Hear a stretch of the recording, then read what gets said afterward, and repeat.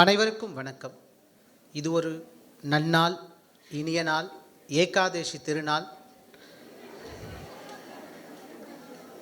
தமிழொரு அழகு என்றால் தமிழின் இலக்கியங்கள் மற்றொரு அழகு காரணமாக அற்புதமான திருப்பாவையில் இருந்து ஆரம்பிக்கலாம் என்று நினைக்கிறேன். ஓங்கி உலகளந்த உத்தமன் பேர்பாடி நாங்கள் நம்பாவைக்கு சாற்று நீராடினால் தீங்கின்றி நாடெல்லாம் திங்களும் மும்மாறி பெய்து ஓங்கு பெருசென்னல் ஊடு கயலுகல புக்குவலை போதில் பொறிவண்டு கண்படுப்ப தேங்காதே புக்கிருந்து சீர்த்த முளைப்பற்றி வாங்க குடம் நிறைக்கும் வள்ளல் பெரும்பசுக்கள் நீங்காத செல்வம் நிறைந்தேலோர் எம்பாவாய்.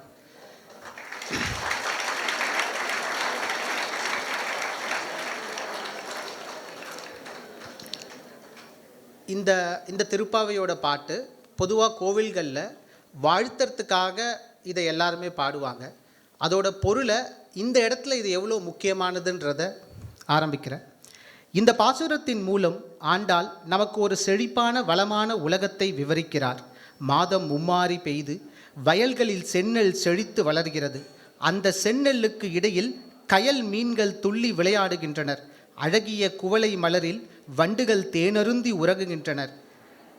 வள்ளல் தன்மை கொண்ட பசுக்கள் குடம் குடமாய் பால் பொழிகின்றனர். இது வெறும் பக்தி மட்டுமல்ல, இது இயற்கை வளங்களை முழுமையாக பாதுகாக்கப்பட்டால் ஓர் சமூகம் எவ்வாறு தீங்கின்றி நீங்காத செல்வத்துடன் இருக்கும் என்பதற்கான ஓர் அடையாளம். இந்த பிரபஞ்சமே இயற்கையின் அரவணைப்பில்தான் இயங்குகிறது. அந்த மண்ணையும் விண்ணையும் அதில் வாழும் பல் உயிர்களையும் போற்றுகின்ற இந்த இனிய உலக சுற்றுச்சூழல் தினத்தில் உங்கள் அனைவரையும் அன்புடன் வரவேற்கிறேன். இன்றைய பொன்னான வேளையில் நாம் நெஞ்சங்களில் பசுமை விதைகளை தூவவும் நாம் செயல்களுக்கு புத்துயிர் ஊட்டவும் நம்முடன் இணைந்திருக்கும் சிறப்பு விருந்தினர் வெறும் வார்த்தைகளால் வசீகரிப்பவர் மட்டுமல்ல, அவர் இயற்கையின் ஆழமான மௌனத்தை மொழிபெயர்க்கும் ஓர் கவிஞர், மண்ணின் மகத்துவத்தை தன் வாழ்வால் உணர்த்தும் ஓர் ஞானி. வாடிய பயிரை கண்டபோதெல்லாம் வாடினேன் என்ற வள்ளலாரின் பேரன்பை போல அனைத்து ஜீவராசிகளின் மீதும் நேசம் கொண்ட இயற்கையின் இதய துடிப்பை அறிந்த ஓர் பெருமகனார். அவர்தான் நம் அன்பிற்குரிய மரியாதைக்குரிய திரு கோவை சதாசிவம் ஐயா அவர்கள். அவரை பற்றி எண்ணும் போதே இயற்கையின் குரலாக ஒலிக்கும் அவரது சிந்தனை ஒன்று என் செவிகளில் ஒலிக்கிறது. இயற்கையின் சமநிலை குலைதல்தான் இயற்கை சீற்றங்களுக்கும் புதிதாக எழும்புகின்ற தொற்று நோய்களுக்கும் ஓர் காரணமாக இருக்கிறது. எத்துணை ஆழம் பொதிந்த வார்த்தைகள், பிரபஞ்சத்தின் நியதியை மனிதன் மறந்த பாடத்தை நினைவூட்டும் ஞான மொழிகள் இவை. எழுத்தின் வலிமையால் இயற்கையின் காவியம் படைப்பவர், கதையின் வழியே குழந்தைகளின் உள்ளங்களில் பசுமை என்னும் விதைப்பவர், ஆவணப்படங்கள் வழியே அகக்கண் திறப்பவர், சொல்லின் ஆற்றலால் சூழியல் சிந்தனைகளை சமூகத்தின் இதயத்தில் பதிப்பவர். இப்படி பன்முகை பரிமாணங்களால் இயற்கையின் தூதுவராக வலம் வருபவர்தான் திரு கோவை சதாசிவம் ஐயா அவர்கள். பறவைகளின் எச்சத்தில் பூக்கும் ஒரு காடு. இந்த ஒற்றை வரியில் இயற்கையின் அற்புதம், அதன் மீள் உருவாக்க வல்ல சக்தி, அதன் நுட்பமான வலைப்பின்னல்கள் என அனைத்தையும் அடக்கிவிடுகிறார். அவர் வெறும் சூழியலாளர் மட்டுமல்ல, அவர் இயற்கையின் ஆத்மாவை உணர்ந்த ஓர் யோகி. 1961 அன்றைய கோயம்புத்தூர், இன்றைய திருப்பூர் மாவட்டத்தில் திரு கந்தசாமி அவர்களுக்கும் திருமதி வள்ளியம்மாள் அவர்களுக்கும் தலைமகனாக பிறந்தவர் திரு சதாசிவம் ஐயா அவர்கள். பொருளாதார சூழல் காரணமாக 5ஆம் வகுப்புடன் பள்ளிப்படிப்பை நிறுத்தி கொண்டாலும் அறிவின் மீதான தாகம் அவரை தொடர் வாசிப்பிற்கு இட்டு சென்றது. கேடில் விழிச்செல்வும் கல்வி ஒருவருக்கு மாடல்ல மற்றவை எவை என்ற வள்ளுவர் பெருந்தகைக்கு வாக்கிற்கிணங்க புத்தகங்களின் வழியே ஞானத்தை தேடினார். இன்று அந்த அறிவை சமூகத்திற்கு ஒளியாக வழங்கி கொண்டிருக்கிறார். கடைச்சல் எந்திரத்தின் ஓசைக்கு நடுவே அவர் உள்ளம் கவிதைகளின் ஓசையை தேடிக்கொண்டது. லேத் பட்டறையில் வாழ்க்கையை தொடங்கியவர் இன்று வார்த்தைகளால் வனங்களை உருவாக்குகிறார். திருப்பூர் மண்ணின் தொழில் வளர்ச்சியும் அதன் மறுபக்கமாய் நொய்யல் கண்ணீரையும் கண்ட அவரது தூரிகை இயற்கையின் வலியை வார்த்தைகளால் வடித்தது. அதன் ஒரு காலத்தின் சாட்சியம்.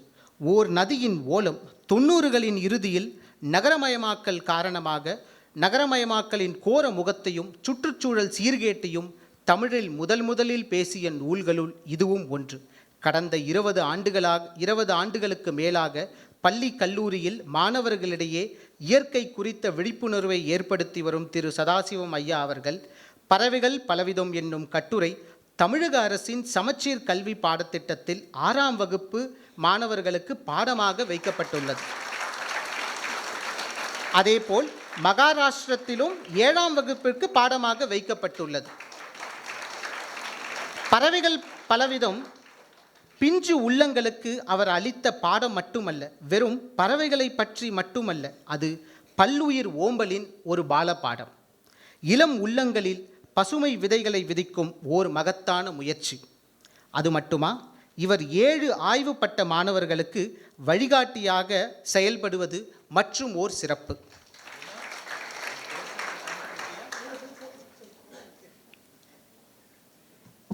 பூச்சிகளின் தேசம், ஆதியில் யானைகள் இருந்தனர், உயிர் புதையல், தவளை, நெரிக்கப்பட்ட குரல், இவை வெறும் நூல்களின் பெயர் அல்ல, இவை இயற்கையின் கதைகள். அவை நாளைய தலைமுறைக்கான இயற்கை பாடங்கள். அழிவின் விளிம்பில் நிற்கும் உயிர்களின் ஓலக்குரல், நாம் காக்கத் தவறிய செல்வங்களின் பட்டியல். அவரது ஒவ்வொரு படைப்பும் இயற்கை என்னும் பிரம்மாண்ட புத்தகத்தின் ஓர் பக்கம். அதை படிக்க படிக்க நாம் மனிதர்களாகிறோம். அவரது ஆவணப்படங்களோ காட்சிகள் வரியே நம் மனசாட்சியை தட்டி எழுப்பும் சக்தி கொண்டவை. சாயக்கழிவுகளின் வலியை பேசும் மண், மயில்களின் அழகையும் அதன் வாழ்வியல் சிக்கல்களையும் சொன்ன மயிலு, சிட்டுக்குருவிகளின் சோக கீதத்தை இசைத்த சிட்டு, தொலைந்து போன நதியின் கதையை மீட்டெடுத்த நல்லாறு, இவை ஒவ்வொன்றும் நம் கண்முன்னே நிகழும் இயற்கை படுகொலைகளுக்கு எதிராக ஓர் போராட்ட குரல். விருதுகளும் பாராட்டுகளும் அவரை தேடி வருவது இயல்பே. தாமு ஏசா விருது முதல் விகடன் விருது வரை அவர் பெற்ற அங்கீகாரங்கள் அவர் பயணத்தின் மைற்கற்கள். ஆனால் இவை அனைத்தையும் விட ஓர் குழந்தையின் மனதில் அவர் விதைக்கும் ஓர் பசுமை என்னும் ஓர் மாணவனின் பார்வையில் அவர் ஏற்படுத்தும் ஓர் சூழியல் மாற்றும், அதுவே அவர் பெறும் மிகப்பெரிய விருது என்று கூறினால் அது மிகையாவாது. அன்பும் சிவமும் இரண்டென்பார் அறிவிலார், அன்பே சிவமாவது ஆரும் அறிகிலார் என்றார் திருமூலர். இயற்கையின் மீதான அன்பே இறைநிலைக்கு ஒப்பானது என்பதை தன் வாழ்வின் மூலம் நமக்கு உணர்த்தி கொண்டிருக்கிறார் திரு கோவை சதாசிவம் ஐயா அவர்கள். அவரது சொற்கள் தேன் தடவிய கத்திகள். அவை நம் அறியாமையை கிழித்து அறிவொளியை பாய்ச்சும். அத்தகைய இயற்கையின் முதல்வர், மண்ணின் மைந்தர், பல்லுயிரின் காவலர், நம் சிந்தனைக்கு விருந்தளிக்க, நம்முடைய அறிவுக்கு உரம் சேர்க்க வந்திருக்கும் மதிப்பிற்குரிய ஐயா அவர்களை உங்கள் கரகோஷங்கள் இசைக்க அழைக்கிறேன்.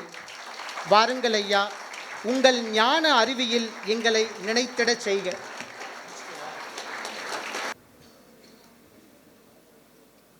எல்லா உயிர்களும் இன்பம் எய்துக. எல்லா உடலிலும் நோய்கள் தீர்க.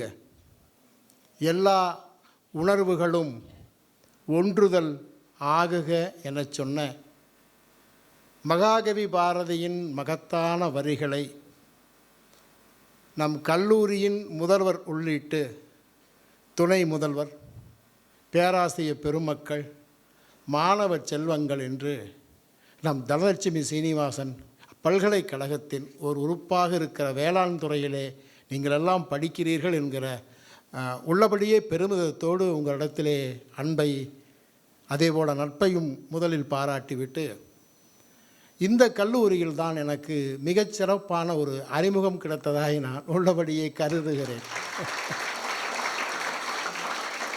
முதல்வர் கூட எல்லா கல்லூரியை காட்டிலும் நம் கல்லூரியினுடைய முதல்வர் மிக அழகாக பேசுகிற, நல்ல தமிழை உச்சரிக்கிறவராக இருப்பது எனக்கு பெருமகிழ்ச்சியாக இருக்கிறது. மேலும் ஒரு சிறப்பு, தாய்த்தமிழ் வாழ்த்தை ஏதோ ஒரு கேசட்டிலோ அல்லது வெறும் நம்ம செல்போனில் போடாமல் நேரடியாக வந்து பாடி மகிழ்ந்தவர்களுக்கு நான் நன்றி சொல்கிறேன். அன்பான மாணவ செல்வங்களே, தெரிந்தோ தெரியாமலோ நாட்டு நலப்பணி திட்டம் இன்றைக்கு ஒரு நல்ல செய்தியை செய்திருக்கிறது.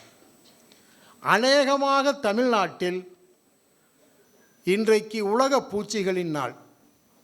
உலக பூச்சிகளின் நாளில் ஒரு பெருந்திரளான நிரந்த சபையை கூட்டி சுற்றுச்சூழலை பூச்சிகளையும் பேசுவதற்கு ஒரு பெரிய வாய்ப்பளித்த பேசிக்கொண்டிருக்கிற கல்லூரியில் உள்ளபடியே பெரம்பலூர் மாவட்டத்தில் இருக்கிற தனலட்சுமி சீனிவாசன் கல்லூரி தான் என்று நீங்கள் நெஞ்சுயர்த்தி சொல்லலாம். நல்ல அருமையான வேலை செஞ்சிருக்கோம். இன்றைக்கி உலக பூச்சிகளின் நாள். இவ்வளவு பெரிய விஷயம், பூச்சிகளை கொண்டாட சொல்லி உலகம் சொல்கிறது. நாம் இன்றைக்கு கொஞ்ச நேரம் பூச்சிகளை கொண்டாட வேண்டியதாகவும் இருக்கிறது. இப்போ நம்ம பேசிக்கிறோம், பூச்சிகளை கொண்டாட வேண்டுமானால் முதலில் பூச்சிகளை பிடிக்க வேண்டுமல்லவா? சரி, உங்களில் எத்தனை பேருக்கு பட்டாம்பூச்சி பிடிக்கும் என்கிறீர்களோ அவர்கள் மட்டும் கை உயர்த்தலாம். பட்டாம்பூச்சி பிடிப்பவர்கள். இந்த பக்கம் பட்டாம்பூச்சியை பிடிக்காத பசங்களுக்கு பட்டாம்பூச்சியை பிடிக்க வேண்டும், பட்டாம்பூச்சியோடு விளையாடி இருக்க வேண்டும். அவங்க கை உயர்த்தற்கு தயங்குறாங்க, அவங்க வேற ஒன்று சொல்லுவாங்க. சரி, நன்றி. இத்தனை பேத்துக்கு பட்டாம்பூச்சி பிடிப்பதில் வியப்பொன்றும் இல்லை. உங்களுக்கு பட்டாம்பூச்சியை பற்றி தெரியும்.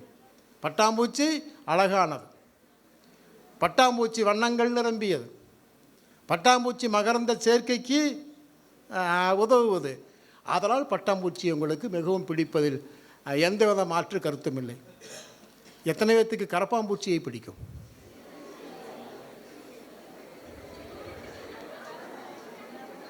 தூக்கிட்டு கீழே போட்டுட்டோம். நம்ம கரப்பாம்பூச்சி நமக்கு பிடிக்காது. பட்டாம்பூச்சியை பிடிப்பது போல் நமக்கு கரப்பாம்பூச்சியை பிடிக்காமல் போனதற்கு காரணம் என்ன? அதுக்கு மீசை இருக்குது, அருவருப்பாக இருக்குது, கருப்பாக இருக்குது. கருப்பாக இருக்கிறது, மீசை இருக்கிறது, அருவருப்பாக இருக்கிறது, கண்ட இடங்களெல்லாம் இருக்கிறது.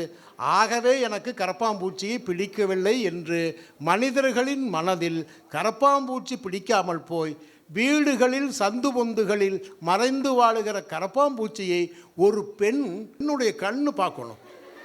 அப்படியே ரத்த சிவப்பாக இருக்கும். அவள் படுத்து படுத்து படுத்து அடிப்பாங்க. அப்படி நமக்கு சொல்லி கொடுத்திருக்கிறார்கள். ஆனால் இன்னைக்கு உலக பூச்சிகளின் நாள். நாம் படிப்பது வேளாண்மை துறை. வேளாண்மைக்கும் பூச்சிகளுக்கும் இருக்கிற உறவை தெரிந்து கொள்ளாமல் நாம் எந்த பாடம் படித்தாலும் அது அறமாகாது. அறிவியலை எந்த அளவுக்கு படிக்கிறோமோ அதற்கு நிகராக நாம் அறவியலையும் படிக்க வேண்டும். பட்டாம்பூச்சியும் அதையொட்டி கரப்பாம்பூச்சியும் இயற்கை ஏனோதானோ என்று ஒருபோதும் படைத்திருக்காது. இயற்கையின் படைப்பில் எல்லாம் நன்று, தேவையில்லாதது எதுவும் இல்லை. இயற்கையில் எல்லாம் நன்று, மனிதனின் பார்வையில் தீதும் நன்று என்று இரண்டு இருக்கிறது. இன்றைக்கு பூச்சிகளின் நாளில் கரப்பாம்பூச்சியை மட்டும் தெரிந்து கொண்டு வேறு செய்திக்கு போகலாம். ஏனென்றால் இன்றைக்கி நீங்கள் போய் டிவி போட்டாலும் அதே பெண் அந்த உடையோடு திடீரென்று கட்டளக்களியெல்லாம் படுத்து படுத்து கரப்பாம்பூச்சியை கொண்டிருப்பாள். அந்த டிவி விளம்பரம் பார்க்கும்போதெல்லாம் உங்களுக்கு ஐயோ பாவம், இயற்கை படைத்த ஒரு உயிர் இப்படி அநியாயத்திற்கு அழிகிறதே என்று நீங்கள் ஆதங்கப்பட்டால் இந்த உலகம் முழுக்க கொண்டாடுகிற பூச்சிகளின் நாளில் அது நல்ல நாளாக இருக்கும். கரப்பாம்பூச்சி சற்று ஏறக்குறைய 30 கோடி ஆண்டுகளாக இந்த பூ உலகில் வாழ்கிறது. 30 கோடி ஆண்டுகளாக பூ உலகில் ஒரு பூச்சியை இயற்கை வாழ வைக்கிறது என்றால் அந்த பூச்சிக்கு இயற்கையில் ஒரு முதன்மையான இடம் வேணும். 30 ஆண்டுகளாக வாழுகிற பூச்சி படிநிலை வளர்ச்சியில் இப்படியே இருக்கிறது. 4 கோடி ஆண்டுகளுக்கு முன்பு கிடைத்த கரப்பாம்பூச்சியின் தொல்லெச்சத்தில் இருப்பதைப் போலவே 4 கோடி ஆண்டுகளுக்கு பிறகும் அது அப்படியே இருக்கிறது என்றால் படிநிலை வளர்ச்சியினுடைய எச்சத்தை அல்லது அதனுடைய முழுமையை கரப்பாம்பூச்சி எட்டிவிட்டதா என்ற ஒரு சந்தேகம் ஆய்வாளர்களுக்கு வருகிறது. ஒன்று. சரி, கரப்பாம்பூச்சி என்னையா செய்யுது, வீட்டுக்குள்ளே இருக்குதையா, அதை சொல்லுங்கன்னு தான் நம்ம கேட்போம். கரப்பாம்பூச்சியினுடைய பெரிய திறன் என்னென்னா அணுக்கதிர்வீச்சு. ஆமாம், அணுக்கதிர்வீச்சை மனிதனை விட 13 மடங்கு கூடுதலாக தாங்குகிற சக்தியை இயற்கை கொடுத்துருக்கு. இது எப்படி சொல்கிறீங்க யான்னு ஒரு கேள்வி வரும். ஏன்னா குறிப்பாக வேளாண் இதில் படிக்கிறவங்க அறிவியலாக ஒரு செய்தியை மனசில் பதித்து கொள்ள வேண்டும். சோவியத் யூனியன் என்று ஒரு நாடு இருந்தபோது சொர்னோபில் என்கிற ஒரு ஒரு இனத்தில், தேசிய இனத்தில் ஒரு அணு உலை கசிகிறது. அதுதான் உலகில் கசிந்த முதல் அணு உலை. அணு உலை கசிப்புக்கு பிறகு அந்த ஊரில் ஒரு 10-15 ஆண்டுகளுக்கு பிறகு ஒரு புல் பூண்டு முளைக்கவில்லை. பிறகு 10-13 ஆண்டுகளுக்கு பிறகு ஒன்றுமே இல்லாமல் சாம்பல் மேடாக கிடக்கிறது. அந்த இடம் முழுக்க ஒரு சாம்பல் மேடு, பக்கத்தில் போக முடியாத கந்தக நெடியோடு கிடக்கிறது. விஞ்ஞானிகள் போய் ஏதேனும் தப்பு தவறி ஒரு புழு, ஒரு பூச்சி, ஒரு புல் முளைத்திருக்கிறதா, இந்த புல்லாகி பூடாகி புழுவாகி என சொல்வதைப் போல் ஏதேனும் ஒரு 10-15 ஆண்டுகளுக்கு பிறகு அந்த மண்ணில், அதுவும் அணு உலை கசிந்த மண்ணில் ஏதேனும் உயிர்கள் இருக்கிறதா என்று அவர்கள் பார்க்கிறார்கள். எதுவும் இல்லை, வெறும் சாம்பல் மேடு தான். சாம்பல் மேட்டோடு நின்று கொண்டிருக்கிற போது ஒரு விஞ்ஞானியின் காலை ஏதோ ஒன்று கொஞ்சம் நோண்டுவது போல் தெரிகிறது. அவர் டக்கென்று காலை எடுத்து பார்க்கிறார். ஒரு கரப்பாம்பூச்சியைத்தான் அவர் மிதித்து கொண்டிருக்கிறார் என்று தெரிகிறது. கரப்பாம்பூச்சி அவரை காலை எடுத்ததும் கரப்பாம்பூச்சி தன்னுடைய போக்குக்கு நகர்ந்து போனதை பார்த்து ஆச்சரியப்படுகிறார். எதுவுமே இல்லாமல் அணுக்கதிர் வீச்சில் சாம்பல் மேடாய் கிடக்கிற ஒன்றில் கரப்பாம்பூச்சி மட்டும் எப்படி உயிர் வாழ்கிறது என்கிற ஆச்சரியத்தோடு அந்த கரப்பாம்பூச்சியை பிடித்து கொண்டு வந்து ஆய்வு கூடத்தில் வைத்து விடுகிறார்கள். பிறகு ஆய்வு செய்து போதுதான் தெரிந்தது, மனிதனை விடவும் மற்ற பொருள்களை விடவும் 13 மடங்கு அணுக்கதிர் வீச்சை எதிர்க்கிற ஆற்றலை கரப்பான்பூச்சிக்கு இயற்கை வழங்கியிருப்பது ஒன்று. பிறகு அதனுடைய தலையை கிள்ளினார்கள். ஆமாம், முதல்ல பிடிச்ச ஒரு கல்லை கட்டி அப்படி தண்ணியில் போட்டாச்சு. தண்ணிக்குள் அப்படியே போய் மூழ்கி படுத்துருச்சு, கீழே அடியில் படுத்துருச்சு. 30 நிமிடம் கழித்து எழுந்தால் தலையை சிலிப்பிக்கொண்டு தூக்கம் தெளிந்தவனைப் போல் 30 நிமிடம் மூழ்கும் தண்ணீரில் மூச்சு பிடிக்க தெரிந்த வல்லமை கரப்பாம்பூச்சிக்கு இருக்கு. 30 நிமிடம் கழித்து அவுத்துட்டா கம்முன்னு அப்படியே வெளியே போயிடும். சரி, தலையை கொய்தா, தலையை கொய்து விட்டு அப்படியே கண்ணாடி டேபிளில் போட்டு விட்டார்கள். 12 நாட்கள் காலாட்டி கொண்டே படுத்திருந்தது. தலையில்லை, வெறும் முண்டம் காலாட்டி கொண்டே படுத்திருந்தது.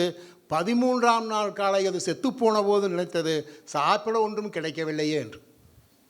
தனக்கு தலையில்லையே என்று கரப்பாம்பூச்சி கவலைப்படவே இல்லை. இவ்வளவு ஆற்றல் மிக்க ஓர் உயிரை ஹிட் அடிக்கிறது என்னம்மா, ஓர் உயிர் பரவாயில்ல. சரி, இதெல்லாம் நல்லா தாயா இருக்குது. பூச்சிகளின் நாளில் ஒரு நல்ல தகவல் தான் கரப்பாம்பூச்சியை பற்றி.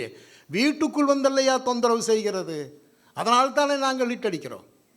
அது எங்கோ இருந்தால் நாங்கள் எதுக்கு போய் ஹிட் அடிக்கிறோம் என்று நீங்கள் கேட்பது எனக்கு உள்ளபடியே புரிகிறது. வீட்டில் என்ன வேலையா அப்படின்னு. நம் வீட்டில் சமையலறையும் கழிவறையும் வேறு வேறு அல்ல, ஒன்று போல தான், சின்ன வித்தியாசம்தான். சமையலறையில் எவ்வளவு கழிவுகள் பாருங்கள். பெரும்பாலும் நம்ம வச்சுருக்கிற தக்காளி, நம்ம வச்சுருக்கிற தேங்காய், நம்ம ஓடுற கருவேப்பிலை, நம்ம ஓடுற இது நிறைய கொத்தமல்லி, அது மாதிரி பாலாடை, நெய், எண்ணெய் என்று சமையலறையிலும் கழிவுகள் கூடுகிறது. கூடிய அந்த கழிவுகளை கழித்து கட்டுகிற ஆதார சக்தியாய் கரப்பாம்பூச்சிகள் இருக்கிறது. ஓ, நல்ல வேலையா. சமையலறையில் நாங்கள் இத்தனை பண்ணுற பெரும்பாலும் பாலாடையெல்லாம் சிந்திடுறோம், அதையெல்லாம் சுத்தம் பண்ணுதா அப்படின்னு கேட்குறோம். அதனால தான் சமையலறையில் நாம் கரப்பாம்பூச்சியை காண்கிறோம். சரி, சமையலறையில் இருந்தால் பரவாயில்லையா, பாத்ரூமுக்குள்ளே என்னையா வேலை கேட்குறோம்ல, நம்ம கேள்வி வருது. பாத்ரூமுக்குள்ளே எல்லாம் வருதுயா கரப்பாம்பூச்சி, அப்புறம் இட்டடிக்காமல் என்னையா பண்ணுறது. பாத்ரூமுக்குள் ஆணோ பெண்ணோ யார் குளித்தாலும் அவர்களுடைய தலைமுடி கீழே உதிரும். இதெல்லாம் உள்ளபடியே விதிவிலக்கல். அது ஆணுக்கும் பெண்ணுக்கும் குளிக்கிற போது சின்ன சின்ன முடிகளெல்லாம் கீழே விழும். இப்போது நிறைய சாம்பு துகள்கள், சோப்பு துகள்கள் எல்லாமே பாத்ரூமில் இருக்கிறது. சோம்பை, சாம்பு, அதே மாதிரி முடி, இன்னும் சொல்ல போனால் கிரீஸு என்று எல்லா பொருளையும் வளர்ச்சிதை மாற்றத்துக்கு உள்ளாக்கி அதை கழித்து கட்டுகிற ஆதார சக்தியில் கரப்பாம்பூச்சி இருப்பதை நீங்கள் காண வேண்டும். எவ்வளவு பெரிய ஒரு பட்டாம்பூச்சி செய்கிற வேலைக்கு சற்றும் குறைவில்லாமல், பட்டாம்பூச்சிக்கு செய்யும் வேலை சற்றும் குறைவில்லாமல் நம்மோடு நம் வீட்டுக்குள் இருந்து நம் கழிவை சுத்தம் செய்கிறது. அது பெருகி போகாமல் இருக்க செவுற்றில் பள்ளிகள் காவலனாய் இருந்து கரப்பாம்பூச்சியை கட்டுப்படுத்துகிற சக்தியாக சுவற்றில் பள்ளிகள் இருக்கிறது. உங்கள் கையில் எதற்கு ஹிட் என்று தான் நான் இந்த பூச்சிகளின் நாளில் கேட்க விரும்புகிறேன். எனக்கு ஒரு கவலை தான். என்ன கவலை என்றால், அணுக்கதிர்வீச்சை 13 மடங்கு தாங்குகிற ஒரு அபாரமான திறன் கொண்ட ஒரு கரப்பாம்பூச்சியை ஒரே நொடியில் ஹிட் அடித்து கொள்ளுகிற அளவுக்கு ஒரு விஷமான ஒரு பொருளை என் பேர குழந்தைகள் நடமாடுகிற வீட்டில், என்னுடைய சின்ன சின்ன குழந்தைகள் விளையாடுகிற வீட்டில் ஒரு பெண்மணி வைத்திருக்கிறாள் என்றால் அது எவ்வளவு பெரிய அராஜகமான ஒரு வேலை, அது எவ்வளவு பெரிய தவறான வேலை என்று இந்த பூச்சிகளின் நாளில் உணர்ந்து, இயற்கையின் படைப்பில் எதுவும் நன்று தீது கிடையாது, எல்லாமே நன்று, எல்லாமே சமமான வேலையை செய்கிறது என்பதை புரிந்து கொள்வதுதான் பூச்சிகளின் நாளில் நமக்கான செய்தி என்பதை நீங்கள் புரிந்து கொள்ளுங்கள். இன்னும் குறிப்பாக ஒரு செய்தியை பூச்சிகளுக்காக சொல்ல வேண்டும். முதல் உலகப் போரின் கதாநாயகன் ஆல்பர்ட் ஐன்ஸ்டீன். உங்களுக்கு தெரியும், ஐன்ஸ்டீன் அணுகுண்டை கண்டுபிடித்தவன். இந்த உலகில் இன்றைக்கும் அச்சுறுத்தி கொண்டிருக்கிற ஒரு பெரும் ஆயுதம் அணு ஆயுதம். அணு உலை கசிவுக்கு கரப்பாம்பூச்சி தான் பயன்படாது, நாமெல்லாம் மூச்சு வாங்கினாலே செத்து போவோம். அப்படிப்பட்ட ஒரு பெரும் துயரத்தை கண்டுபிடித்தவன் தான் ஆல்பர்ட் ஐன்ஸ்டீன். ஐன்ஸ்டீன் தான் முதல் உலகப் போரின் கதாநாயகன். எந்த நாடு அணு ஆயுதம் வைத்திருக்கிறதோ அந்த நாடு வல்லரசு நாடு. இரண்டாம் உலகப் போரின் கதாநாயகனும் ஐன்ஸ்டீன் தான். மூன்றாம் உலகப் போர் வருகிற போது ஐன்ஸ்டீனுக்கு கிரடு தட்டி போய்விட்டது. ஆனாலும் ஐன்ஸ்டீன் அணுகுண்டை கண்டுபிடித்து விட்டோமோ என்கிற கவலையில் அவன் நல்ல காரியங்கள் பல செய்திருக்கிறான். மிகச்சிறந்த மனிதாபிமானி, மிகச்சிறந்த தத்துவவாதி, மக்களுக்கு நல்ல செய்திகளை நிறைய சொல்லுகிறவன். ஆனால் அணுகுண்டை கண்டுபிடித்து விட்டேனே, இப்படி ஒரு மோசமான ஆயுதத்தை கண்டுபிடித்து விட்டேனே என்கிற எல்லா கவலையும் ஐன்ஸ்டீனிடத்திலே இருந்தது. மூன்றாம் உலகப் போர் வருவதற்கு முன்பு ஐன்ஸ்டீன் மல்லாக்கப்படுத்து கிடக்கிறார். ஐன்ஸ்டீனுக்கு வயதாகிவிட்டது. ஐன்ஸ்டீனுடைய நினைவுகள் தப்பி தப்பி போகிறது. என்ன சொல்கிறார் என்றே யாருக்கும் தெரியாத அளவுக்கு அவர் உள்ளபடியே பேசிக்கொண்டிருக்கிற போது பத்திரிகையாளர்கள் உள்ளே போய், ஐயா, மூன்றாம் உலகப் போர் வந்தால் எப்படியான ஆயுதங்களில் மக்கள் சண்டை போட்டுக்கொள்வார்கள்? அது ரொம்ப முக்கியமான ஒரு கேள்விதான். மூன்றாம் உலகப் போர் எப்படி இருக்கும்? முதல் உலகப் போர் நாங்கள் பார்த்தோம், அது அணுகுண்டை அமெரிக்கா வீசி சீரழித்தது. இரண்டாம் உலகப் போரையும் நாங்கள் பார்த்தோம், அதிலும் அந்த யாரெல்லாம் அணுகுண்டு வைத்திருக்கிறார்களோ அவர்களெல்லாம் கொண்டு போய் அணுகுண்டு இல்லாத நாட்டின் மீது போட்டார்கள். மக்கள் கொத்து கொத்தாய் செத்தார்கள், குழந்தைகள் செத்து போனார்கள். போர் எவ்வளவு மோசம் என்று நீங்கள் பார்த்தால் தெரியும் உங்களுக்கு. நீங்களெல்லாம் படிக்கவும் வேண்டும், பார்க்கவும் வேண்டும். இன்றைக்கு ஒரு படம் கிட்டத்தட்ட முகநூலில் பார்த்தேன். ஒரு பெண் 2 குழந்தைகளை தூக்கி கொண்டு காசா என்கிற இடத்தில் இஸ்ரேலுக்கும் காசாவுக்கும் நடக்கிற ஒரு போரில் 2 குழந்தைகளை காப்பாற்றுவதற்கு 2 குழந்தைகளை தன்னுடைய சிறகுமாறி ஏந்தி கொண்டு, அவள் முகத்தில் கவலைகள் இல்லை, அவளுடைய உடம்பிலே காயங்கள் இருக்கிறது, அது குறித்த வலிகள் இல்லை. ஆனாலும் இந்த போரின் மீது இருக்கிற அந்த ஆக்ரோசமும், ஒரு போர் நிகழ்த்துகிற வன்மத்தையும் எதிர்கொள்ள முடியாமல் ஒரு பெண் ஓடி வருவதை முகநூலில் இன்றைக்கு உள்ளபடியே படமாக பார்த்தபோது எனக்கு வாயடைத்து போனது. போர் அவ்வளவு மோசமானது. மூன்றாம் உலகப் போரை பற்றி கேட்கிறார்கள் இவரிடத்திலே. ஐன்ஸ்டீன் படுத்துக்கொண்டே சொன்னார், தெரியாது. அப்புறம் என்ன பண்ணுறது, பெரிய மனுஷனாக போச்சே, ஐயா கொஞ்சம் பெரிய மனசு பண்ணி சொல்லுங்க ஐயா, மூன்றாம் உலகப் போர் எப்படியான ஆயுதங்கள் வரும்? தெரியாது அப்படின்றார். 2வது முறையும், ஐயா அடுத்த தலைமுறைக்கு நீங்கள் சொல்லுகிற செய்தி மிக முக்கியமான செய்தியாக இருக்கும். இந்த மூன்றாம் உலகப் போர் எந்த ஆயுதங்களில் வரும், எப்படி இந்த உலகம் அழியும் என்று நீங்கள் சொன்னால் அதை இப்போது எல்லா எல்லா எல்லா பத்திரிகையும் செய்தியாக எடுத்து போனால் அடுத்த தலைமுறை அதை கற்றுக்கொள்ளும் இல்லையா அப்படின்னு சொன்ன பிறகு ஐன்ஸ்டீன் தன்னுடைய நினைவுகளையெல்லாம் ஒன்று கூட்டுகிறார். கடந்த கால நினைவுகள், கலைந்து போன எல்லா நினைவுகளையும் ஒன்று கூட்டி விட்டு ஐன்ஸ்டீன் 4 வரிகளில் பேசுகிறார். இந்த பூ உலகில் தேன் பூச்சிகள் மட்டும் அழிந்து போனால் வெறும் 4 ஆண்டுகளில் மனிதகுலம் முடிந்து போகும். பூச்சிகள் வள முக்கியமானது. பூச்சிகளின் நாளில் உலகம் முழுக்க பெரும் பல்கலைக்கழகத்தில் இன்றைக்கு பூச்சிகளை பற்றி பேசிக்கொண்டிருக்கிறார்கள். நாமும் நம் கல்லூரியில் பூச்சிகளை பற்றி பேசிக்கொண்டிருக்கிறோம். நமக்கு கிடைத்த உள்ளபடியே பெரும் கொடுப்பனை. அதற்காக நீங்கள் என்எஸ்எஸ் என சொல்லுகிற நாட்டு நலப்பணி திட்டத்தினுடைய ஒருங்கிணைப்பாளர் வினோத்துக்கு தனிப்பட்ட முறையில் நன்றியும் கைதட்டையும் தர வேண்டும்.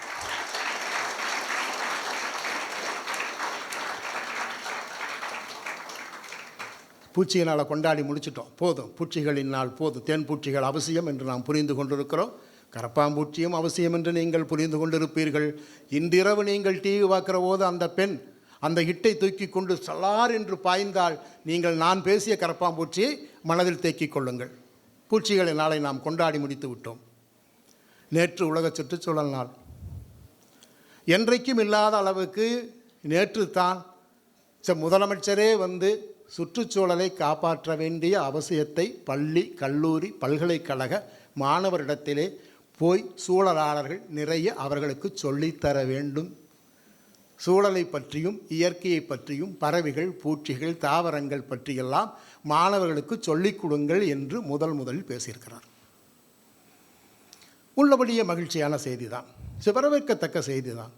மாணவரோடு சூழலை பற்றி வாரம் ஒரு முறையாவது பேச வேண்டும் என்பது இப்போது இருக்கிற சூழலாக நமக்கு இருக்குது. ஒவ்வொரு ஜூன் 5 உலக சுற்றுச்சூழல் நாளில் ஏதேனும் ஒரு முழக்கத்தை முன்வைத்துத்தான் உலகம் எங்கும் நம்ம அந்த இதையை கொண்டாடுவோம். நேற்று வைத்த முழக்கம் உலகில் மிக முக்கியமான முழக்கம். பிளாஸ்டிக் மாசுபாட்டை முறியடிப்போம். ஒழிப்போம்னு வைக்கல, தடை செய்வோம், தவிர்ப்போம் என்கிற வார்த்தை இல்லாமல் முறியடிப்போம் அப்படின்னு வச்சுருக்கிறாங்க உலகம். ஏன் முறியடிக்கணும் பிளாஸ்டிக்கை? எதன் பொருட்டு பிளாஸ்டிக்கை முறியடிக்க வேண்டும்? பிளாஸ்டிக் அப்படி உலகில் என்ன பெரிய விஷயத்தை செய்து விட்டதுன்னு நம்ம நேற்று யோசித்தோம். வேறு ஒன்றும் இல்லை.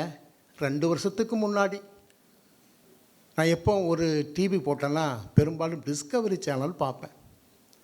டிஸ்கவரி சேனலில் வனவிலங்குகளை பற்றி ஒரு அற்புதமான ஆய்வுகளை எடுத்து அதை மிகச்சிறப்பாக படமாக்கி உலகெங்கும் காட்டுகிறவர்கள் அந்த அவங்க தான் காட்டுறாங்க. Discovery channel, national geographic channel, இதெல்லாம் இருக்குது. நான் உள்ளபடியே உங்களிடத்திலே ஒரு மிகுந்த வருத்தத்தோடு தான் அந்த அந்த அந்த காட்சியை நான் இது பண்ணி சொல்லிக்கிறேன். 2 ஆண்டுக்கு முன்பு டிவி போட்டதும் ஒரு நீல திமிங்கலம், அதை ஆங்கிலத்திலே ப்ளூ வேல் என நம்ம சொல்லுவோம். நீல திமிங்கலம் ஒன்று கடலில், ஆழ்கடலில் 12,000 அடி ஆழத்துக்கு கீழே வாழுகிற நீல திமிங்கலம்தான் உலகில் மிகப்பெரிய பாலூட்டி. எவ்வளோ பெரிய விஷயம், எவ்வளவு பெருசாக இருக்கையா? குழந்தைகள் கேட்பார்கள். கல்லூரி மாணவர்களை விட பள்ளி மாணவர்கள் மிகுந்த அக்கறையானவர்கள், அன்பாக பேசுகிறவர்கள், உடனடியாக செயலாற்ற வேண்டும் என்று செயல் வீரர்களாக இருப்பவர்கள் பள்ளி மாணவர்கள். அதிலும் இந்த 5, 6 படிக்கிற பள்ளி மாணவர்கள் எதை வேணாலும் செய்கிற துடிப்போடு இருப்ப மாணவர்கள். அவர்கள் கேட்டார்கள், ஒரு புழுவேல் என சொல்லுகிற நீல திமிங்கலம் எவ்வளவு பெருசாக இருக்கையா? அது கேட்கணும். குழந்தைகள் அப்படி ஆர்வமாக கேட்க தொடங்கினால்தான் நம்ம பேச தொடங்க முடியும்.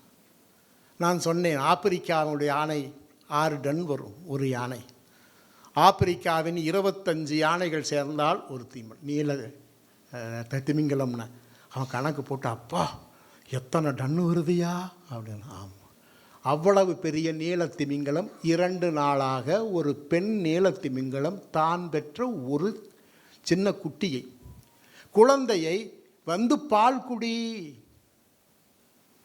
பால் சாப்பிடு, இப்படியே படுத்து கிடக்கிறாயே, எதுவும் பேசாமல் படுத்து கிடக்கிறாயே, நீந்தாமல் கிடக்கிறாயே, நீந்து பாலை அருந்து என்று 2 நாளாக வற்புறுத்தி கொண்டிருக்கிறார்.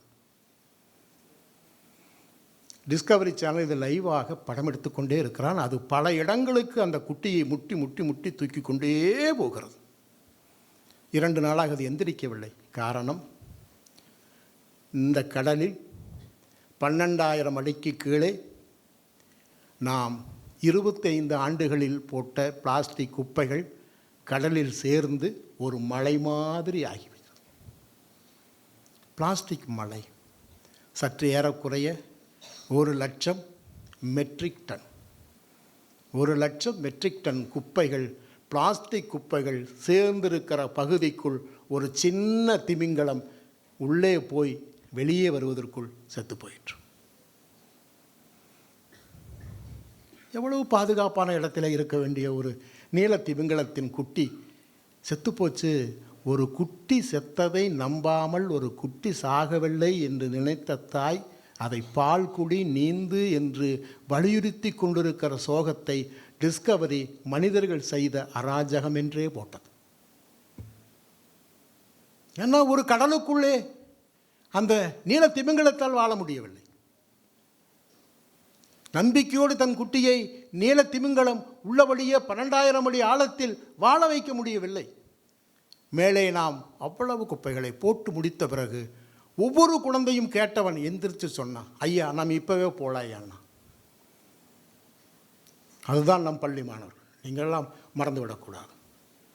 5வது 6வது படிக்கிற பையன் இப்போவே போகலான்னா, எங்கடான்னு, இந்த கடலுக்கு போகலான்னா. போய் என்ன பண்ணுறது? கடலில் இருக்கிற எல்லா குப்பையும் தூக்கி தரையில் போடலாம். நீங்கள் கம்முன்னு ஓரமாக உட்காந்துக்குங்கிறா என்னையா, நீங்கள் எதுவும் செஞ்சிடாதீங்க, நீங்கள் கம்முன்னு உட்காந்துக்குங்க ஐயா. நாங்காச்சு, ஏன்னா குழந்தைகளின் பூமி இந்த பூமி, குழந்தைகளின் பூமி தானே இந்த பூமி. நாங்காச்சு வாங்க தூக்கி போடுறேன், நான் முடியாதுன்னு அப்படி சொல்லாதீர்கள் ஐயா. எப்போதும் முடியாது என்கிற வார்த்தையை சொல்லாதீர்கள், முடியும் என்ற வார்த்தையை சொல்லுங்களா குழந்தை. நான் மறுபடியும் சொன்னேன் முடியாது. கேட்டான், ஏன் முடியாது? இப்போது இருக்கிற கடலில் இருக்கிற பிளாஸ்டிக் குப்பைகளை மட்டும் தூக்கி தரையிலே போட்டால் தரையில் அவை 4 அடிக்கு வந்து விடும். அவ்வளவு. தரையில் ஒட்டுமொத்த பூமியில் இருக்கிற சமவெளி பகுதியில் 4 அடிக்கு மேலே வருகிற அளவுக்கு நாம் கடலுக்குள்ளே 1/4 நூற்றாண்டுக்குள்ளே இவ்வளவு பாலிதீன் குப்பைகளை சேர்த்து இருக்கிறோம் என்பதை நீங்கள் உள்ளபடியே நினைத்து கொள்ளுங்கள். அப்போ கூட நமக்கு யோசனை வரல, திமிங்கலந்தாயா விடுங்க, அப்படித்தானே பார்ப்போம்மா, விடுங்கய்யா. ஒரு தெரியாமல் செத்து போச்சு ஒரு திமிங்கலம். ஆமைகள் செத்துக்கொண்டே இருக்கிறது, டால்பின்கள் செத்துக்கொண்டே இருக்கிறது. கங்கையில் டால்பினே இல்லை. இந்தியாவின் தேசிய நீர்விலங்கு எது என்று கேட்டால் எந்த கல்லூரியிலும் தெரியாது. ஒரு தேசிய விலங்கு இருக்கிறது, நீர்விலங்கு இருக்கிறது என்பதையே நாம் பாடத்திட்டத்திலிருந்து ஒழித்து விட்டோம். தேசிய விலங்கை நாம் இழந்து விட்டோம். நீர்விலங்கு கங்கையிலே மட்டும் இருக்கிற ஓங்கில் என சொல்லுகிற டால்ஃபின் எல்லாம் பிளாஸ்டிக் குப்பையில் நாசமாச்சு. சரி விடுங்கய்யா, விலங்குகள் தானே, தொலைட்டு விடுங்கய்யா, நம்ம எப்படியே சரி பண்ணி நல்லா இருந்துக்கலாயான்னு. நான் பேச வருவதற்கு முன்பு உங்கள் பார்வையில் ஒரு தண்ணீர் பாட்டில் பட்டுவிடக்கூடாது என்று கீழே மறைத்து வைத்து வந்திருக்கிறேன். இந்த பாட்டிலை பார்க்குற போதெல்லாம் எனக்கு பயமாக இருக்கிறது. நாம் குடிப்பது தண்ணீர் தானா என்கிற பயமும் இருக்கிறோம். அதான் காரணம். அது ஏன்னா வேறு வழி இல்லாமல் நான் அதை உங்கள் பார்வைக்கு பட வேண்டாம் என்று கீழே வைக்கிற அளவுக்கு இன்றைக்கு உள்ளபடியே பிளாஸ்டிக் அவ்வளவு தீங்கிருக்கு. நான் ஒரு உண்மையான செய்தியை சொன்னால், பாலிதீனை பற்றி நேற்று பேசிய அந்த வார்த்தை, உலகம் எதற்கு அப்படி முற்றிலும் ஒழிக்க வேண்டும் என்ற அந்த வார்த்தையை பயன்படுத்துகிறார்கள் என்றால், கோயமுத்தூரில் ஒரு பொண்ணு படித்தான். கோயமுத்தூரில் தான் வேளாண் பல்கலைக்கழகம், சிறந்த மருத்துவக் கல்லூரி எல்லாம் இருக்குன்னு நிறைய அங்கே படித்து, இந்த காலகட்டத்தில் கடந்த 10 ஆண்டுகளில் பெண் குழந்தைகள் மிகச்சிறப்பாக படித்திருக்கிறார்கள். எவ்வளவு பெருமையாக இருக்கு சொல்லும் போது. உலகெங்கும் இருக்கிற ஆளுமை மிக்க எல்லா துறைகளிலும் கோயமுத்தூரில் மட்டுமல்ல, தமிழ்நாட்டில் படித்த எல்லா பெண்களும் ஆளுமையாக இருக்கிறார்கள் என்ற ஒரு புள்ளியோரம் சொல்லுகிற போது உண்மையிலே என் மண் பற்றி நான் பெருமையடைகிறேன். என்னுடைய பெண் குழந்தைகளுக்கு கல்வி வேண்டும் என்று பாரதி சொன்னான். அடுப்போதும் பெண்களுக்கு படிப்பு எதுக்கு என்று சொன்னபோது படிக்க வேண்டும், பெண்கள் படிக்க வேண்டும் என்று இந்த மண்ணில் இருக்கிற முந்தைய எல்லா தலைகளும் எல்லா தலைவர்களும் பெண் குழந்தையை கொண்டு வந்து பள்ளியில் சேர்த்தினார்கள், பல்கலைக்கழகத்தில் சேர்த்தினார்கள். இன்றைக்கு இந்த பாறை உயர்த்திட, உலகத்தை உயர்த்திடும் சக்தியாக பெண் எழுந்து நிற்கிறாள் என்றால் அடிப்படையில் அவளுக்கு கல்வி கிடைத்திருக்கிறது. அதனால்தான் பெண் கல்வியை தேடி ஓடுகிறாள். நான் அண்மையில் பார்த்தேன், இந்த போன முறை தேர்வு எழுதுவதற்கு, குறிப்பாக +2 தேர்வினுடைய இறுதி தேர்வு நாள், கிட்டத்தட்ட விழுப்புரம் பக்கத்திலே ஒரு பெண் கடைசி தேர்வு 12ஆம் வகுப்பு தேர்வு எழுதுவதற்காக நிற்கிறாள். அவள் ஊருக்கு அந்த ஒரு பேருந்து காலையில் வரும், அது 8:10க்கு வரும். நீங்கள் எல்லாம் அதை பார்க்கணும். பெண் குழந்தை இடத்தில் சொல்வதற்காகவே நான் சொல்கிறேன். 8:10க்கு வருகிற அந்த பேருந்துக்காக அவள் 7:50க்கு நிற்கிறாள். இந்த தேர்வு எழுதிவிட்டால் ஓராண்டை கடந்து விடலாம், கல்லூரிக்கு சென்று விடலாம், கல்லூரியில் படித்து சிறு வேலை கிடைத்து தன்னுடைய குடும்பத்தினுடைய தலைமுறையாக தாழ்த்தப்பட்டு ஒடுக்கப்பட்டு அடுக்கப்பட்ட மூட்டைகளின் அடிமூட்டையாய் கிடக்கிற குடும்பத்தை ஒரு பெண் மேலுயர்த்துகிற சக்தியாக வருவதற்கு கல்வி ஒரு பெரிய ஆயுதம் என தெரிந்த அந்த பெண் புத்தகப்பையை போட்டுவிட்டு அந்த நாளின் கடைசி தேர்வு எழுதுவதற்காக நிற்கிறாள். பேருந்து நிற்காமல் போகிறது. பேருந்து நிற்காக போகிற பேருந்தை அவள் துரத்தி கொண்டே ஓடுவதை நீங்கள் செல்போனில் பார்த்தால் உங்கள் மனம் பதற வேண்டும். ஒரு பெண் குழந்தையை, புத்தக பையோடு இருக்கிற ஒரு பெண் குழந்தையை இப்படி ஓட விட்டு விட்டார்களே என்று எவனோ பேருந்திலிருந்து பார்த்து, அடப்பரதேச நாயே வண்டியை நிறுத்து, ஒரு பெண் குழந்தை ஓடி வருகிறாள். வண்டியை நிறுத்துகிறான். பெண் குழந்தை ஏறி போயிடும், பஸ்ஸில் போயிட்டான். செய்தியை பார்த்த பிறகு சிஎம் உடைய செல் வரைக்கும் செய்தி போகிறது. சமூக ஊடகங்களில் அந்த செய்தி பரவி 2 மணி நேரத்தில் அந்த பேருந்தின் ஓட்டுநரும் நடத்துனரும் சஸ்பெண்ட் செய்யப்படுகிறார்கள். இந்த பொண் தேர்வு எழுதுகிறாள். தேர்வு முடிவு வெளியாகிறது. தேர்வு முடிவில் அவள் எடுத்த மதிப்பெண் 437, 500க்கு. ஆமாம், ஓராண்டு தேர்வை எழுதற்கு அவள் ஓடின ஓட்டம். அவள் சொன்னாள், அவள் பெயர் சுகாசினி. இங்கே யாரேனும் சுகாசினி இருந்தால் மகிழ்ந்து கொள்ளலாம். சுகாசினி என்கிற ஒரு அழகான பெயர் நான் அன்றைக்குத்தான் பார்த்தேன் அந்த சின்ன குழந்தையின் முகத்தில். அந்த குழந்தைக்கு என்ன கற்றிருக்கிறாள் என்று சொல்வதற்காக நான் சொல்கிறேன். என்ன கற்றிருக்கிறாள் அந்த குழந்தை? அவள் 12வது உள்ளபடியே தேர்வானதை சொல்லவில்லை.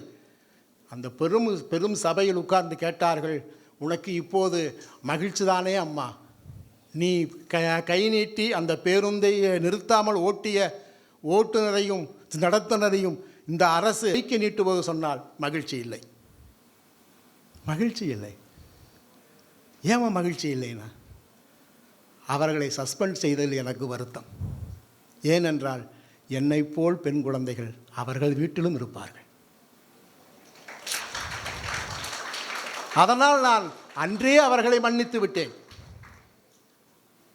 இதெல்லாம் பெண் குழந்தை ஓடுகிறாள் என்றால், ஒரு தெருவில் அவள் ரோட்டில் புத்தகப்பையோடு ஓடுகிறாள் என்றால் அவள் வாழ்க்கையின் முன்னேற்றத்திற்காக ஓடுகிறாள் என்று நான் நினைத்தேன். அப்படியான வாழ்க்கையின் முன்னேற்றத்துக்கு ஓடுகிற போதுதான் இந்த சூழலையும் சேர்ந்து புரிந்து கொள்ள வேண்டிய ஒரு சிக்கல் நமக்கு இருக்குன்னு நான் சொல்ல வந்தேன். காலநிலை மாற்றத்தில் வெகுவாக எல்லாம் மாறி வருகிறது. கோடை என்கிற ஒரு காலத்தை நாம் தொலைத்து விட்டோம். இப்போ கோடையே நமக்கு இல்லை. நீங்கள் இந்த கோடையை எப்படி பார்க்கலான்னா, நெல் மழையால் வருகிறது. மழை பெஞ்சு தண்ணி நிறைய இருந்தால் நெல் வரும். ஆனால் நல்லா வெயில் அடித்தா தான் அரிசி வரும். இதுதான் விஷயமா. அப்போ மழை நமக்கு நெல் தருகிறது, வெயில் நமக்கு அரிசி தருகிறது. அப்படி பார்த்து புரிஞ்சிட்டிங்கன்னா, ஓ அப்போ வெயிலுக்கும் ஒரு பெரிய இது இருக்கான்னு. வெயில் தான் 90 விழுக்காடு தாதை, அதுவும் விண்வெளியில் பிரபஞ்சத்தின் பல பகுதிகளிலிருந்து வருகிற தாதை பூமிக்கு ஊட்டி ஊட்டி நமக்கு உயிரூட்டி கொண்டிருக்கிற பெரிய கோள் சூரியன். அதனால்தான் நம் முன்னோர்கள் சூரியனை வணங்கினார்கள். இளங்கோ அடிகள் எழுத தொடங்கிய போதே எழுதினார், ஞாயிறு போற்றுதும் ஞாயிறு போற்றுதும். ஏன் நாம் சூரியனை போற்றுகிற உலகத்தின் ஒரே தனித்த இனம் தமிழினம், மறந்து விடாதீங்க. சூரியனை போற்றுகிறோம். காரணம், 90 விதமான தாதை இந்த நிமிஷம் வரை பூமிக்கு தந்து கொண்டிருக்கிறான். அவன்தான் நம் நெல்லை அரிசியாக்கி தருகிறான். சிறுதானியங்களை கவனியுங்க. இந்த மண்ணினுடைய தானியம் சிறுதானியம். வேளாண் பல்கலைக்கழகத்தில் இருக்கிற மாணவர்கள் நீங்கள் கம்பு போட்டிருக்கிறீர்கள். அடுத்த ஆண்டு இன்னும் கொஞ்சம் சிறுதானியம், குறிப்பாக வரகு, சாமை, தினை என்று விதைத்து பாருங்கள். கையோடு நெல்லை பாருங்கள். எப்போதும் நெல் தலைகுனிந்தே இருக்கும். அது காரணம், தண்ணி இருக்கான்னு பார்த்துக்கும். தண்ணி வச்சுருக்கானா கீழே, நெல் இப்படியே கிடக்கும். ஈரப்பதம் இருக்கா, தண்ணி இருக்கா என்று தண்ணீரை தேடுகிற நீர் உறிஞ்சும் பயிர் நெல். அரிசி வேற ஒன்றும் நெல். கம்பு, நீங்கள் போட்ட கம்பை நான் பார்த்தேன். அப்படியே சூரிய வெளிச்சம், அப்படியே சூரியனை பார்த்துட்டு நிற்கிது. எப்போதும் கம்பு சூரியனை பார்த்து நிற்கிறது, நெல் நீரை பார்த்து நிற்கிறது. ஆக சூரியனை பார்த்து நிற்கிற எல்லா தானியங்களிலும் பைப்பர் என்கிற நார்ச்சத்து இருக்கும். அது 1000 ஆண்டுகளானாலும் முளைப்பு திறனும் இருக்கும். ஆமாம், அரிசி எடுத்து வைங்க, விதை நெல் எடுத்து வைச்சா 3 வருஷம்தான் டைம். அதுக்கு 3 வருஷம் கழித்து பேசாமல் 3 வருஷத்துக்கு பின்னாடி அதை தூக்கி போட்டால் முளைக்காது. 3 வருஷம் ஆகி போச்சுன்னா எடுத்து சாப்பாடாக்கி சாப்பிட்றலாம் விதை நெல்லை. வரகும் இந்த மண்ணில் முளைக்கும் என்றால் இதுதான் மண்ணின் தாவரம்.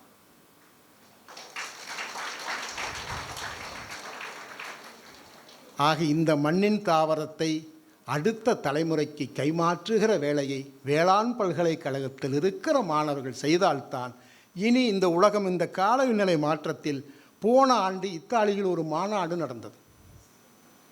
அந்த மாநாட்டில் வெகு தெளிவாக சொல்லிவிட்டால், இனி ஒற்றை பயிர் என்பது உலகத்தில் எங்கும் இருக்காது. தஞ்சையுடைய பகுதியில் நெல் களஞ்சியம் என்று பெயர் சூட்டி காவேரியில் வருகிற அத்தனை நீரையும் நெல்லுக்கே கொட்டி நெல்லை உற்பத்தி செய்தால் இனி நெல் போதிய அளவுக்கு விளையாது. 3 போகம் விளைந்த நெல் இனி 1.5 போகம்தான் விளையும். 1 போகம் விளையாது, அரை போகம் பொக்கையாய் போகுங்கிறான். பதிராக போயிருமா, பதிர் அப்படி போயிருமா. அப்போ இனி ஒற்றை உணவை நோக்கி போகாதீர்கள். இந்த மண்ணின் உணவு, நம் மண்ணின் உணவு சிறுதானியம். சிறுதானிய நோக்கி நீங்கள் போக வேண்டும். சிறுதானியத்தை உள்ளபடியே சாப்பிட்டு பழக வேண்டும். மாற்றாக அதை மாற்ற வேண்டும். மறுசக்திக்கு அதை கொண்டு வர வேண்டும் என்று உலகம் உங்களை கேட்டுக்கொண்டிருக்கிறது. இப்போ உங்களுக்கு அவ்வளவு வேலையெல்லாம் இங்கே இருக்குது, அவ்வளவு வேலை இருக்குது. பிளாஸ்டிக்கை எப்படியாவது ஒழிக்க ஒரு முயற்சி பண்ணலாம். சென்னையில் போன மாதம் ஒரு இதே மாதிரி கூட்டத்துக்கு போயிருந்தேன். சத்தியபாமா ஆய்வுக்கூடம்தான் நான் நடத்துகிற பள்ளிக்கூடம். ஆய்வுக்கூடத்திலே நிறைய மாணவர்கள் படித்து கொண்டு புதிய புதிய ஆய்வுக்கு போகிற போது சென்னையில் இருக்கிற 60 நீர்நிலைகளில் தண்ணீரை கொண்டு வந்து, எப்படி இருக்குது தண்ணீரின் தரம், மறுசுழற்சி செய்த தண்ணீர், சுத்திகரிக்கப்பட்ட தண்ணீருடைய தரம் எப்படி இருக்கிறது என்று பார்த்தால் கண்ணுக்கே தெரியாமல் மைக்ரோ பிளாஸ்டிக் என சொல்லுகிற அந்த நெகிழி துகள் 1 லிட்டர் தண்ணீரில் 60 மில்லிமீட்டர் கலந்துருக்கு. தண்ணீரில் வந்து இப்படி கண்ணுக்கு தெரியாமல் நெகிழி கலந்ததை ஆய்வுக்கூடத்தில் பார்த்தபோது தான் எனக்கு இந்த பாட்டில் தண்ணீரை மட்டுமல்ல, குழாய் தண்ணீரை பார்க்குற போதெல்லாம் நாம் கொஞ்சம் பிளாஸ்டிக்கையும் குடிக்கிறோம் அப்படிங்கிறது எனக்கு உறுதியாயிருச்சு. நான் வந்து போன 2 வருஷத்துக்கு முன்னாடி ரொம்ப கலங்கி போன ஒரு செய்தியை உங்களுக்கும் சொன்னால், பிளாஸ்டிக்கின் கொடுமையை நீங்கள் புரிந்து கொண்டு அதை ஏன் முற்றிலும் ஒழிக்க வேண்டும் என்று உலகம் இப்போது கருதுகிறது என்று உங்களுக்கு தெரியும். கோயமுத்தூரில் படித்த பெண், நான் பெண் குழந்தையை பற்றி பேசுகிற போது சொன்னேன். மிகச்சிறப்பாக படித்து இத்தாலியிலே ஒரு ஆளுமை மிக்க நிறுவனத்தையே அவள் தான் நடத்துகிறாள். அவ்வளவு அறிவு அவளுக்கு. இத்தாலியில் படித்து, இங்கே கோயமுத்தூரில் படித்து இத்தாலியிலே வேலை. இத்தாலியிலே இருந்து ஒரு பையனை காதல் செய்கிறான். அவன் நம்மூர் பையன்தான், நம்ம ஜாதி பையன்தான் என்று தெரிந்ததும் உடனே அவர்கள் கல்யாணத்துக்கு ஏற்பாடு செய்து விட்டார்கள். மாப்பிள்ளை பார்க்கும் வேலை மிச்சம்தானே, நல்ல பையன், அவனும் படித்திருக்கிறான், பெண்ணும் படித்திருக்கிறாள். இத்தாலியில் வைத்து இருவரையும் கூட்டி வந்து கோயம்புத்தூரில் வெகு தடபுடலாக வெகு சிறப்பாக கல்யாணமெல்லாம் முடித்து மாப்பிளையும் பொண்ணையும் இத்தாலிக்கு அனுப்பி வைத்தோம். 4 ஆண்டு அவளுக்கு குழந்தைகள் இல்லை. நம்மால் சும்மாவே இருக்க மாட்டாங்க. எப்பவுமே இந்த வீட்டில் இருக்கிற பெருசுக போன பண்ணுற சௌகரியம் போச்சு. கிட்டத்தட்ட வாட்ஸ்அப் ரொம்ப தினம் பேசிக்கலாம் பாப்பா கிட்ட. ஏதாவது விசேஷம் இருக்கா அப்படி கேட்டு இருப்பான். அவன் ஒன்றும் இல்லைம்பா. அடுத்த நாளும் கேட்குறது ஏதாவது விசேஷம் இருக்கான்னு. இல்லை இல்லை என்று. ஏன்னா அவள் 4 ஆண்டு குழந்தை இல்லை என்பதை ஒரு பேர குழந்தை வர வேண்டும் என்று பெற்றோர்கள் எதிர்பார்க்கிறார்கள். அவ்வளவுதான். 4 ஆண்டு கழித்து சொன்னால் ஒரு நல்ல செய்தி என்னன்னு, நான் 2 மாதம் இப்போது மாசமாக இருக்கிறேன். மகிழ்ச்சியாக இருக்கிறது. நாங்கள் யாராவது வர வேண்டுமா உதவிக்கு என்று கேட்டபோது அந்த பெண் சொன்னார், இத்தாலியிலெல்லாம் யாரும் உதவிக்கு வர வேண்டியதில்லை, கர்ப்பமாகிற எல்லா பெண்களுக்கும் பள்ளிக்கூடம் இருக்கிறது. ரொம்ப ஆச்சரியமான தகவல். பள்ளிக்கூடம் எதற்கு கர்ப்பிணிகளுக்கு என்று கேட்டால், ஒரு கர்ப்பமடைந்த பெண் எந்தெந்த வாரங்களில் மாதத்தில் என்ன உணவுகளை எடுத்துக்கொள்வது, என்ன விதமான உடற்பயிற்சிகள் செய்வது என்று தன்னைத்தானே தகவமைத்து கொள்ளுகிற அடுத்த தலைமுறையை சுகப்பிரசவமாக, சிசேரியன் என்கிற ஆயுதம் இல்லாமல் சுகப்பிரசவமாக ஒரு குழந்தையை பெற்றெடுக்கிற ஆற்றலை ஒரு கிட்டத்தட்ட கர்ப்பிணிக்கு ஊட்டுகிற சொல்லித்தருகிற பள்ளிக்கூடம் தான் நல்ல பள்ளிக்கூடம். நான் அங்கே என்னுடைய வேலை நேரம் போனால் போதும், 1.5 மணி நேரம் தினமும் நான் அங்கே போய் படித்து கொண்டிருக்கிறேன். குழந்தை பிறந்தால் சொல்லி அனுப்புகிறேன், அப்போது வாருங்கள் என சொல்லிவிட்டேன். அப்போ நம்மால் சும்மா இருக்க மாட்டான். 5 மாதம் ஆச்சு, ஒரு ஸ்கேன் பண்ணுங்க. ஆமாம், ஒரு ஸ்கேன் பண்ணுங்க. அங்கே ஸ்கேன் செய்தால் ஸ்கேன் ரிப்போர்ட்டில் உங்கள் கருவில் இருப்பது ஆணா பெண்ணா என்று எழுதி தருவார்கள். எப்படி இருக்கிறது, மூளை வளர்ச்சி எப்படி இருக்கிறது, இதய வளர்ச்சி எப்படி இருக்கிறது என்று அந்த ரிப்போர்ட் வந்துடும். ஆனால் இந்தியாவில் அவர் ரிப்போர்ட் கொடுக்கக்கூடாது. கொடுக்கலாமா? கொடுக்கலாம். சட்டப்படி குற்றம். ஒரு பெண்ணின் வயிற்றில் கருவில் இருப்பது ஆணா பெண்ணா என்று ஸ்கேன் செய்து ரிப்போர்ட்டை தரக்கூடாது என்பது இந்தியாவின் சட்டமாக, குறிப்பாக தமிழ்நாட்டின் சட்டமாக இருப்பதற்கு காரணம், ஒரு காலத்தில் பெண் குழந்தையை கண்டறிந்து பெண் குழந்தைக்கு கள்ளிப்பால் ஊற்றுகிற கதையை நாம் படித்திருக்கிறோம். இன்றைக்கெல்லாம் அப்படி இல்லை. அப்போ அந்த பொண்ணு ஸ்கேன் பண்ணுறா. ஸ்கேன் செய்தால் ஸ்கேனில் ஏதோ ஒரு சிக்கல் வருது. இந்த பெண்ணின் கருவில் செயற்கையாக ஏதோ ஒன்று உறுத்தி கொண்டு இருக்கிறதே, எதுன்னு தெரியல. 5 மாதத்தில் டாக்டருக்கே தெரியல. அப்போ அவங்க என்ன பண்ணுறாங்க, 6 மாதத்தில் பண்ணிக்கலான்ட்டு 1 மாதம் நீங்கள் இந்த மருந்து மாத்திரை சாப்பிட்டு வாங்க ஸ்கேன் பண்ணிக்கலான்னு தாட்டி விட்டாங்க. 6ஆவது மாதம் மருந்து மாத்திரை சாப்பிட்டு போய் ஸ்கேன் பண்ணுனா இப்போ ஸ்கேன் ரிப்போர்ட்டு தெளிவாக இருக்குது. அதில் என்ன இருக்குன்னா, உங்கள் கருவில் இருக்கிற குழந்தை பெண் குழந்தை. அந்த பெண் குழந்தைக்கு உங்கள் இரத்தத்தின் மூலம், உணவின் மூலம், குறிப்பாக தொப்புள் கொடியின் வழியே, அந்த குழந்தையின் தொப்புள் கொடிக்கு வெளியே பிளாஸ்டிக் நெண்துகள்கள் கொஞ்சம் கொஞ்சமாய் கட்டி இப்போது அதை புற்றுநோயை உருவாக்கி விட்டது அப்படின்ட்டா. 6 மாத பெண் குழந்தை, அதுவும் கோயம்புத்தூரில் படித்த ஒரு பெண்ணுக்கு, இத்தாலியில் கர்ப்பமான ஒரு பெண்ணுக்கு, இன்னும் பூவுலகுக்கு வர வேண்டி 4 மாதம் பாக்கி இருக்கிற ஒரு பெண்ணுக்கு கருவிலேயே, அதுவும் அம்மாவினுடைய கருப்பை தான் ஒரு குழந்தையின் பாதுகாப்பு மையம். அம்மாவின் கருப்பைக்குள்ளேயே ஒரு குழந்தை புற்றுநோயால் இருக்கும் என்றால் நீங்கள் எல்லாம் இன்றைக்கு யோசிக்க வேண்டும், நாம் இந்த மண்ணுக்கும் நீருக்கும் நிலத்துக்கும் எவ்வளவு பெரிய சூனியம் வைத்திருக்கிறோம் என்று. டாக்டர் சொல்லுகிறான், இந்த குழந்தையை பெற்றெடுப்பதை விட கருவிலை கலைத்து விடலாம். ஆமாம், அழுது கொண்டே அந்த கருவை கலைத்தாள் அவள். அந்த குழந்தைக்கு புற்றுநோயை உருவாக்கியது நாம் தான். நாம் ஒவ்வொருவரும் எந்த பொறுப்பும் இல்லாமல், சமூக பொறுப்பு இல்லாமல் தூக்கி தூக்கி வீசிய, நம் வீட்டில் வீசிய எல்லா பாலிதீன் குப்பைகளும் சும்மா போகவில்லை. சாக்கடையிலிருந்து மழை காலத்தில் ஒன்றோடு ஒன்று உரசி அடித்து கொண்டு அது ஏரிகளில், அதே ஒரு ஆறுகளில் போய் கடலிலே கலந்து இன்றைக்கு நீக்கமர பிளாஸ்டிக் நுண்துகள் காற்றில், நம் இரத்தத்தில் கலந்திருக்கிறது என்றால் தான் அதை முற்றொழிக்கப்பட வேண்டும் என்று நேற்று நாம் சபதம் எடுத்திருக்கிறோம். வேளாண் பல்கலைக்கழகத்தில் பேசுகிற பேச்சு என்பது, வேளாண் பல்கலைக்கழகத்தில் கேட்கிற மாணவர்களின் கேட்பு என்பதும் சாதாரணமாக இருக்காது. அது ஒரு சரியான தீர்வை நோக்கி சிந்திக்கிற ஆற்றலும் சக்தியும் இங்கே இருக்கதால் நான் இங்கே பேசிக்கொண்டிருக்கிறேன். ஆமாம், இந்த இரண்டையும் நீங்கள் மனதில் வைத்துக் கொள்ளுங்கள். பறவைகளை பற்றி ஒன்று பேசி முடித்து விட்டால் நீங்களெல்லாம் வீட்டுக்கு போகிற நேரம் நெருங்கி கொண்டிருப்பதாக நான் அறிகிறேன். பறவைக்கும் தாவரத்துக்கும் பெரிய உறவு இருக்கிறது. பூச்சிக்கும் தாவரத்துக்கும் பெரிய உணவு இருக்கிறது. நீங்கள் சாப்பாடுகிற வேலை செய்யவில்லை. உணவு என்பது உயிர். உயிரூட்டுகிற பணியில் நீங்கள் உள்ளபடியே அதை அறிந்திருக்கிறீர்கள். பறவையும் உங்களுக்கு அறிமுகப்படுத்திவிட்டு நான் முடித்து கொண்டு வாய்க்கிற நேரங்களெல்லாம் பல விஷயங்களை பேசலாம். நண்பர்களே, ஒரு 600 ஆண்டுகளுக்கு முன்பு மொரிசஸ் தீவில் டோடோ என்கிற ஒரு பறவை இருந்தது.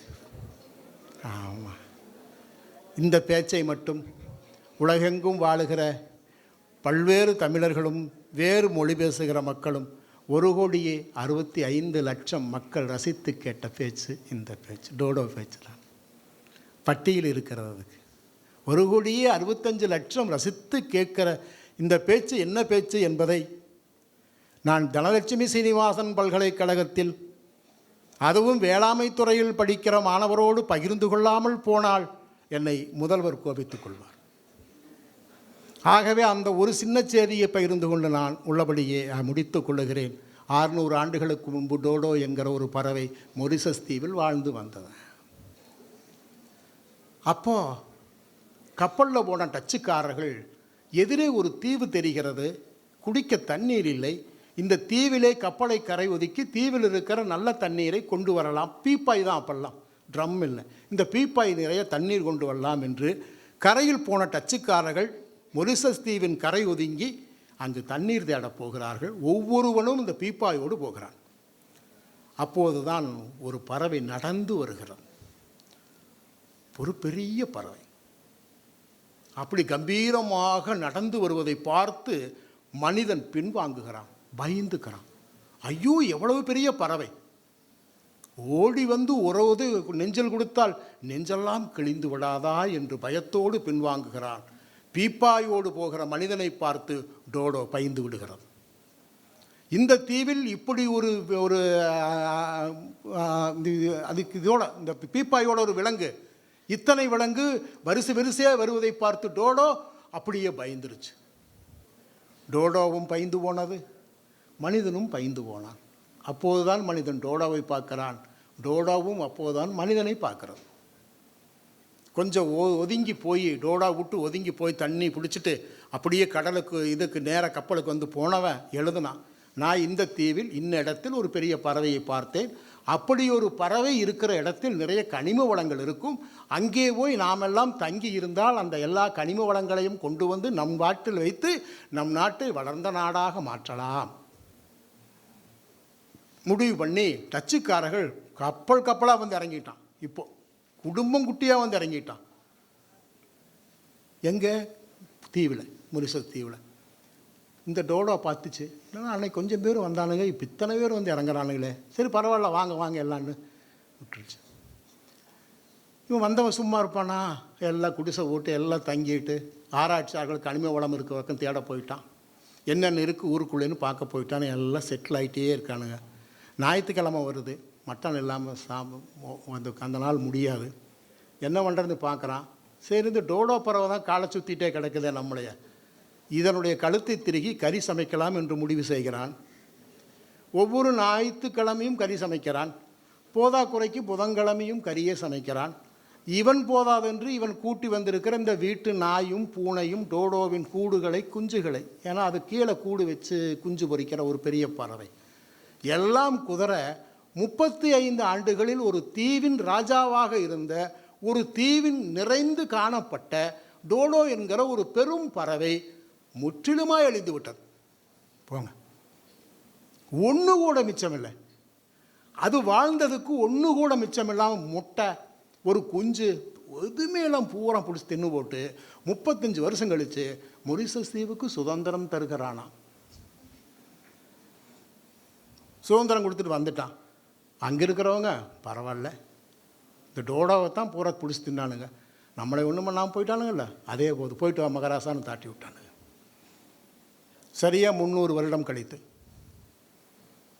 அவனுடைய பண்பாட்டில், குறிப்பாக அங்கே இருக்கிற பழங்குடிகளும் பெருவாரியாக இருக்கிற மக்களும் தன்னுடைய பண்பாட்டில் குலசாமியாக வைத்து வணங்குகிற மரத்துக்கு பெயர் கல்வாரி மேஜர். ஒரு என்றைக்கு அந்த டோடோ செத்ததோ அன்னிலிருந்து தான் புதிதாய் துளிர்ப்பதை நிறுத்தி கொண்டது. இப்போ 300 வருஷத்துக்கு 400 வருஷம் ஆச்சு. பார்க்குறானுங்க எல்லாம் பழைய மரம், பட்டுப்போன மரம், கெலிட்டு மரம், புதுசு ஒன்றுமே இல்லை. உடனே நாட்டு நலப்பணி திட்டம் போல் ஒரு திட்டம் அப்போ இருக்குது. நாட்டு நலப்பணி மாணவரை கூப்பிட்டு, மாணவர்களே, இப்படி நம்முடைய பண்பாட்டிலே மிகப்பெரிய, அதுவும் குலசாமிக்கு நிகரான கல்வாரி மரம் ஒன்று கூட இல்லை, நீங்கள் போய் அந்த எங்கெங்கெல்லாம் விதை இருக்குதோ அந்த விதையை எடுத்து நம்ம ஊருக்குள்ள நட்டு வைங்க, குறிப்பாக பள்ளி வளாகம், கல்லூரி வளாகம் என்றெல்லாம் நட்டு வையுங்கள்னு சொல்லியாச்சு. மாணவர்கள்லாம் பாடப்புத்தகத்தை வைத்து விட்டு ஆசை ஆசையாய் போய் அந்த கல்வாரி மேஜருடைய கனி எங்கெல்லாம் கிடைக்கிது கொட்டைன்னு பார்த்து அந்த கொட்டையை கொண்டு வந்து சாமி கும்பிட்டு நட்டு வைக்கிறான். மாணவர் நட்ட மரம் ஒன்று கூட வரவில்லை. பிறகு ஆசிரியர்கள் பார்த்தார்கள், மாணவர்களுக்கு அவ்வளவாக தெரியாது, ஆசிரியர்கள் நாங்களே நடுகிறோம் என்று முடிவு செய்து ஆசிரியர்கள் நட்டார்கள்.